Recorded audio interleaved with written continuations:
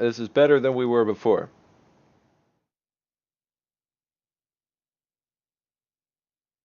I think so far the left-hand team has always won. Coincidence? Or Bobland? So, I guess bearing that in mind, the winners of this game, Makeshift and Stuart98, Team Rocket. Oh, well, Team Rocket always loses. Huh, I'm not sure. I'm not sure. Anyway, they are going to be Osprey and Neo in the carbon color. Meanwhile, we have Happy Death and Pavement Man once again.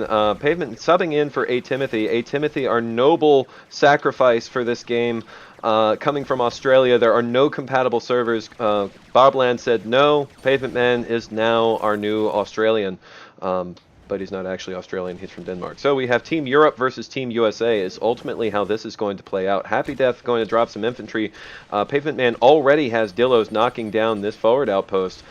Stuart is going to try to take out any infantry that he can, or at a bare minimum, just harass some of these tanks, do a little bit of damage. But since Happy Death is an Offspree, ultimately, if he does not destroy anything, it's really not going to be all that great of a value of time.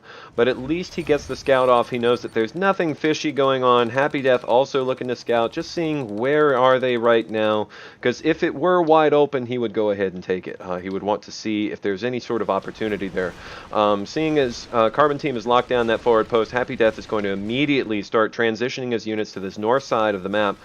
Pavement Man also helping out a little bit, just socketing a few turrets and ferrying a few tanks up. Carbon Team is also going to be coming from the other side. They don't have nearly as much of a unit presence. Now, Stuart has got some pretty good ground dashing, especially being a Neo. Pavement Man is thinking maybe he can just capture these tanks. I don't know why he's using his guns to announce that he is here. The pew pew pew pew is very conspicuous saucer noises, so if he is trying to sneakily abduct things, he really should be as quiet as possible and not have this flashing tracers coming through. So Pavement Man going to take a couple of neutral longhorns. Happy Death busy. Has nothing to do with the saucer micro, so this is very reminiscent of the last time that Happy Death was playing this map with a saucer teammate. In that case, that saucer was Alpha Froggy, so Pavement Man kind of filling the roles of multiple players here. Likes to call himself the International Sacrificial Punching Bag. Oh, Red Team in control of this outpost. Pavement Man trying to abduct a tank that's already his. And is going to get taken down in the chaos of that fight. I can see why mistakes can be made. Red Team's got his Tesla tower on the socket, doing tons of extra damage, knocking down all of those carbon units. Makeshift getting taken down by the Seeker. So that is a firm hold by Red Team. As soon as they capture the outpost, just start dumping units out of it. Socket any turrets you have. Do that extra 50% damage with the extra healing. And they just cannot stop you. That is Defender's advantage in a nutshell. And if you just suddenly become the Defender, make use of it. So Carbon Team is on the back foot, has to reassess how they're going to approach this game. They put up a couple tanks on the top side so Red doesn't get too bold, but Happy Death always on the move, going to start setting up Tesla towers out of range. He's putting it intentionally not on the edge of the cliff so that it will be able to shoot down, but the tanks will not be able to shoot up. Even if they have line of sight, usually the shots will get carried onto that cliff and will get intercepted. So Happy Death doing a little bit of a carry here because Pavement Man's nowhere to be seen. Then again, that's partially because he's a saucer and he's trying to abduct all of these units here. So Pavement Man taking how many points into abduct? So he's going full-on abduct. That is what he's dumping all of his skill points into. Able to capture a T-99, able to capture a Gaddy, and he's going to move on to the next neutrals as well. That will leave this entire middle section empty. Happy Death, meanwhile, putting in a roller. Rollers, they get a little bit trigger happy. They're a essentially melee unit. They're very tanky. They're kind of like grinders, but they also have the advantage that if they go over mines, they really don't care. They don't take damage from mines. They actually disable mines that they go over. So he puts it up on the hill so that he can ignore it for a little bit, so that it won't just derp out and crack into there. But this concentrated firepower from Happy Death is readily able to overcome Makeshift's defenses here. But Neo, Stuart dropping behind is going to try and get a cheese off, but Pavement Man and Happy Death keeping their eyes on the minimap. They know that this is coming. They're able to kill. Even one infantry keeps Stuart from getting this, so Stuart is desperately trying to heal. Now the pressure's on him to just try and get out of here alive. which he may or may not be able to do. There's a lot of anti-air over here, so yes, Stuart going down the armadillo, getting the final shot there. Pavement Man has now captured almost all of the neutrals at middle and is going ahead and capturing the lockboxes as well. That will give him a lot of extra money. Now, Pavement Man is at 51,000 credits, and they're still at half upkeep, so Pavement Man really should be using this bank. He's got to build some units. That would be nice. Now, it does look like Happy Death is so good at this game that he really doesn't need those extra units. But Stuart getting balloons, which should be interesting. This is an air-to-air mine, so as soon as Happy Death comes in here and tries to heal again, these balloons are going to home in on him, and Stuart may get an easy kill. They're going to follow him all the way back to his fort. So Happy Death on the back foot. While these balloons are following him, he cannot move forward. Pavement Man almost getting sniped, not realizing what's going on there. But fortunately, Pavement Man was not the one that they were looking for. So Red is going to go ahead and push in. Pavement Man sent these units on a push. He's got a couple of Busters, a couple of Longhorn. Red is still dropping mines and balloons in defense, but unfortunately, balloons do not help you versus tanks. They only help you versus mechs. So Red has a pretty diverse unit composition here. They've got planes, tanks, trains, automobiles, and these mines are annoying, and they keep him from microing as well as he wants to, but Happy Death is becoming a slippery character here. And just easily dodging those balloons, the Seekers actually starting to take a handful of those out. Now, Pavement Man's army here has been overwhelmed now that Happy Death has been a little bit out of the picture, managing things elsewhere. Trying to work that abduct, but there's too much attention here from the Carbon team, so Stuart's going to readily take him out with the assistance of a balloon. So that just immediately pulls off half his health, being a fragile, pathetic saucer. Happy Death as well, kind of trapped on the ground, because as soon as he lifts off, these balloons immediately change targets. Might get taken out if he's not careful, and oh, the balloon hits him. He's got virtually no health, but he's got a lot of unit support here. Carbon has nothing left, so Happy Death just has to jump around and act cool. He's going to be able to survive. That's pretty good.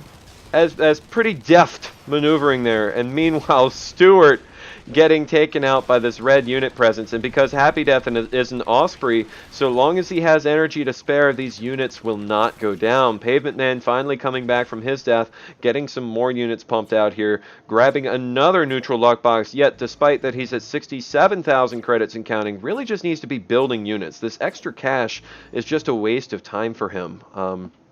Because he's almost credit capped. If he doesn't build anything, then, I mean, selling the lockboxes really doesn't help you unless you're already short on money, so he could be giving them to Happy Death instead. Might be a better use of his time. Although Happy Death, his units just aren't dying. He's creeping forward, he's low on cash, his ally's not really building anything, but Happy Death's micromanagement is so effective, able to pick up these units right before they get taken out, like this gangster even. That's maybe the first red casualty of the game. Just because Happy Death babysits his units so well. Even that Dillo, which would potentially be taken out by a couple of red tanks, or a couple of Carbon tanks, it just pulls that right out. So Team Counter-Strike here with a firm advantage, establishing their dominance. Happy Death is pretty good at carrying people, I think we've established. And so Happy Death dropping down, healing his units with the area of effect heal, and then applying an overshield so that just nothing can get killed here. He's got Goliaths, Tesla Towers, Flackers, T99s, Jumpers. There's at least 5 different kinds of units within 1 square foot of space. So that will be able to readily destroy most of the units down there. Makeshift trying to get a little bit of harassment, a little bit of damage in, but he's an Osprey. His skill is in making his units not die, and gets taken out by the single Flacker behind there. So that was ugly.